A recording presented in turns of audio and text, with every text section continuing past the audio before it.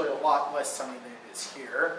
Highest percentage per capita of solar penetration of anywhere in the world.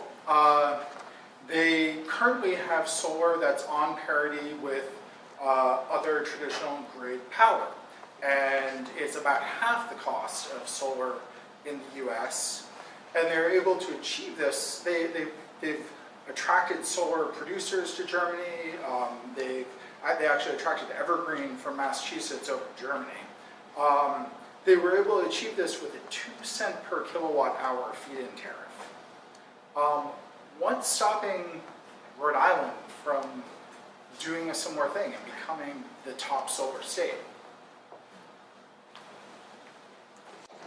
We're on our way, I guess is the answer that I would have to say.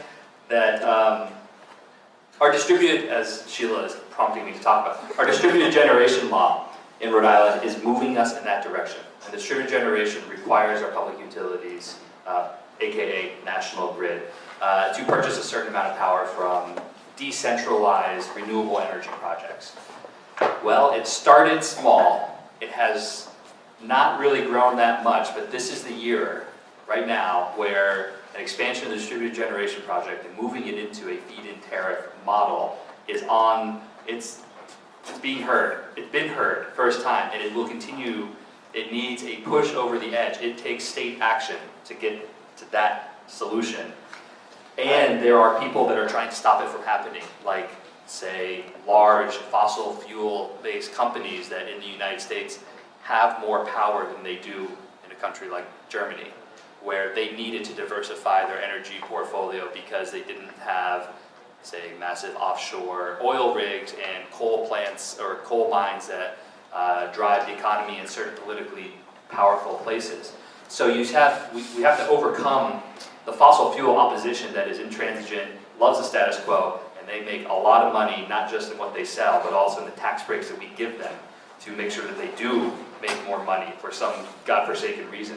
But it's going to take action, and it's going to take people saying, we want more of this. This is my first pitch on political action.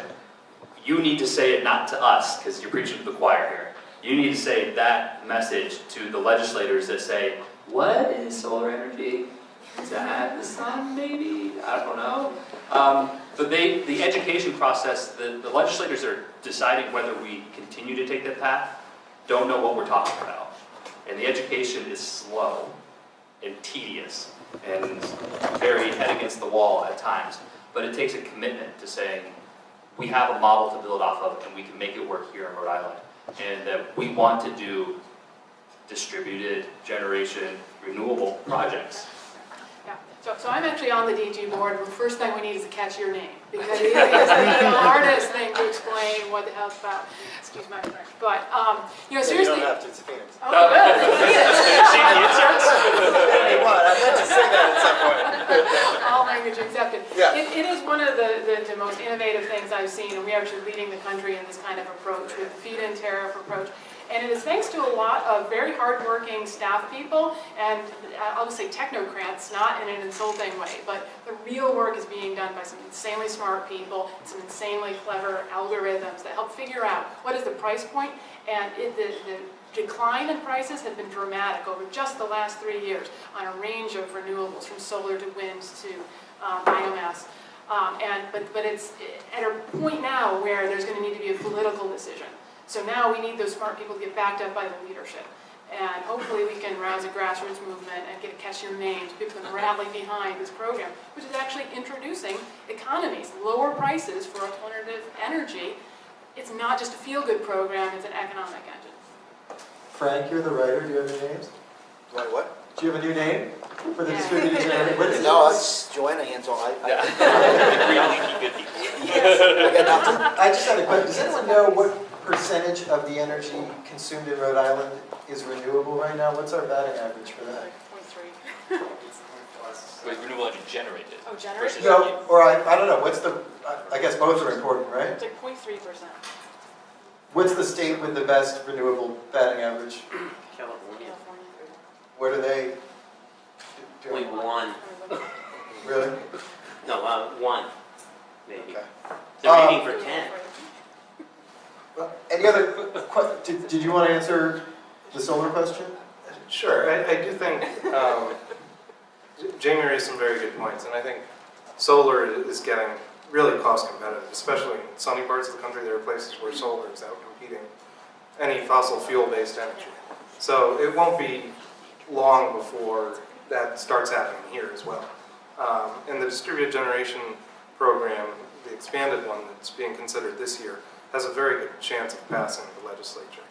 And we never really got back to talking about what specifically the change in leadership means for this particular session at the State House. But you know, I think this is a good test. We get to test the legislature right now because things are sort of up in the air. The new speaker, on the face of it, would seem to be more conservative than Speaker Fox. I think personally, as an individual, he's a more conservative guy. But his position is weak within the General Assembly. So if we give strength to the more progressive faction, he'll have to listen to them more than Gordon Fox would have, honestly. So we have an opportunity this year to really test the new speaker. If he fails the test, then we have to put other people in power, and we have to make sure good people get elected who are going to put in a new speaker.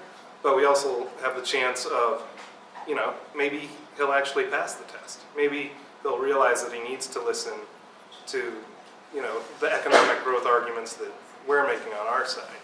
Like this really is where the jobs are. And if we can make that case strongly enough in this session, we can get the Distributed Generation bill passed. We can get the Resilient Rhode Island Act passed, which would really set a framework for broader investments in renewable energy in the future, as well as in all the climate adaptation work we were talking about earlier. There's the potential for getting transit more money this year as well. So I think there's a lot of environmental priorities that are on the table and have a serious chance of passing this year. And the fact that we have a new speaker is not necessarily a bad thing if we're able to really capitalize on the uncertainty.